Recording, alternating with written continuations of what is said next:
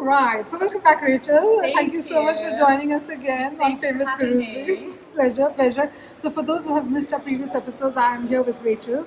She is the author of one of the books that she's currently publishing. I think it's a series of books of 14 episodes or something. Yeah, right now I have 17 plans. 17 planned. Yeah. And so I'll pass the mic on to you for you to introduce yourself and tell the audience what the book is all about. Sure. For those who've missed our previous episodes, please, I would urge you to go and have a look at it. We've discussed some very interesting tips and characters that will help you in your real life with your kids, with your family, with yourself. And so you want to quickly introduce yourself? Yes, so my published name is Rachelle Ruth, and I started a series of books that basically help kids be on the outside who they actually are on the inside, and getting rid of that gap between between that connection. So the first book is called The Treexstirs, and it basically encourages children and anybody, I say children ages 0 to 92 basically, not excluding those above it. It's just one of my favorite Christmas songs. And basically encouraging them to ask themselves why they feel that they can't do something, or in other instances, why you feel like you fear something, which is one of the other books to come out. Right. And really start asking those questions and digging down deep inside. Right. So then you can come up with the reasons behind it and get past that. Right. So it's helping kids get past these blocks that we all develop. And I do believe that I heard that a lot of that is developed by the age of 7. Interesting. So targeting this age group between 5 and 10, at that age, kids can read the book. Right. It's colorful for their engagement. It's fun. But at the same time, it's targeting them at a very critical time in their life where these blocks are developing and becoming part of who they are and how they process things. Right. So one of the things I really liked about you publishing is because I have a 10-year-old son myself, and the art of reading is completely a dying art. With all the electronic gadgets and all the online games and everything that children are exposed to today, I think right from the time when they're literally born, maybe a year old. Yeah. And I think that's the easy way for parents, right? I did that myself because I was a working woman. I had no time for my son, and I didn't know what to do with him when he had time. So the easiest way to deal with him was to give him the iPhone and say, watch your nursery rhymes. So even nursery rhymes, for example, he grew up listening and watching on the iPhone versus when we used to read books. Yeah. So my question is, as an author, you've taken a very bold step of actually publishing a book. Yeah. How do we inculcate this habit of, this modern day generation audience to actually read a book versus put your phone down, stop your game and read a book? Yeah. So it's a very bold decision you've taken to actually publish a book in this day and age where it's full of technology. Yeah. So can you tell us what drives you, and how do we then, I would love to have some tips on how can I get my son to actually read a book like this, know? And yeah, I mean, it's a good question, and I think one that all of us parents struggle with. So I have an almost 12-year-old who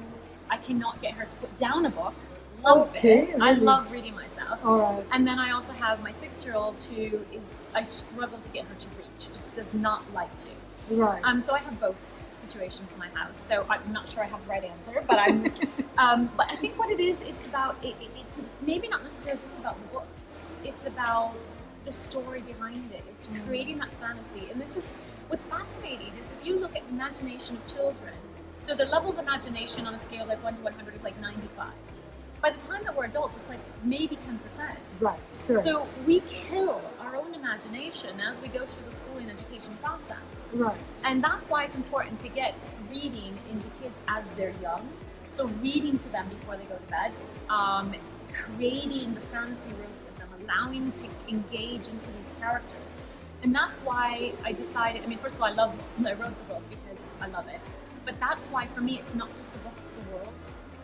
It's a whole new world.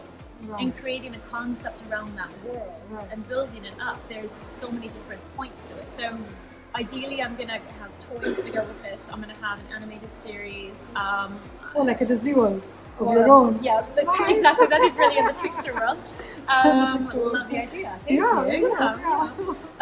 And then also, like apps and things like that. So I don't think that reading needs to die down completely. It's about creating the world around it. Right. And some of the best movies that are out there right now came from books. Right, yes. And that's what also... The Harry Potters and stuff. Exactly. Harry Potter, you go to the entire Catching Fire, I'm thinking the Hunger Games series, Right. All of those different ones, they came from books. And so it's about creating that whole circle You know, it's so that you can end up saying, okay, great, we have this book, turns into a movie, turns into games, turns into toys, and then you get the, so it's like the whole circle of everything, and it's that book that creates it. And every time, I mean, I remember when I was a child, there were certain books that when I entered into them, I became part of that world. Yes. It didn't work with all books, but with some of them it did. I think the ones that you resonate with, because right now my son is into superheroes. Oh, yeah. So, and he's all into this Fortnite brain. So he keeps thinking, oh my God, even like before he goes to bed, how can I accomplish that level? So if I was the hero and if I had to do that level and if I had to overcome the challenge, how do I overcome? I knock him in the head and say, start focusing on your studies rather than on your game. Because he wants to become a gamer when he grows up. So brilliant. Not really a choice. No, it's brilliant, you know, because it keeps the imagination. So it's about linking to your studies. Okay, great. In order to become a gamer, what do you need to do? You need to know math because you need to do programming. Right. No, he doesn't want to do the back end. He just wants to sit and play games. And I said, you're not going to make any money. How are you going to support your family? So we come from the old school of thought where you have to have a 9-to-5 job and have a salary at the end of the month if you want to be happily married and if you want to support your family. And that's exactly where, you know, you have this cultural and the reality. Right. So it's, you know, there's a lot of studies now saying, you know, if you're able to follow your passion and you're able to really pursue what it is that your heart desires, you're going to find a way to make it successful and find a way to make money. Because you know that you have to have money in order to do that. You will. So, you know, with your son, if he wants to be a gamer, great, but it's, you know, in order to play the games, you have to create the games so you can make them better. So if you enter into his world and support him in the way that he wants to do it, but you make sure that he's doing it in a way that it is also my way of doing it, or the right way of doing it. Well, but here's the question though: why is your way? Sorry, I'm gonna challenge you here, right? Yes. Why is your way the right way? Because I'm the mother, I know what's best for him. I think that's the answer our parents give us, remember? Yeah, go back to one of our previous episodes. You know, you're the conversation about that. So, yeah.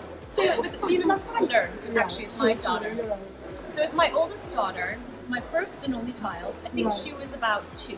Right. And we're in the car, and she's like, Mommy, I'm playing. And she could say like 3 words at that point. So she's a little, so around 2. I'm like, okay, she can say 3 words, so she'll see anything, she'll call it play. I'm like, yeah, honey, sure, whatever, you know. Yeah. There was a plane. Oh, okay. The next time she said it again, didn't see anything. And then I realized there was a plane. Oh. And I started challenging myself. I started realizing that just because my 2-year-old is saying something that I can't see doesn't mean that it's not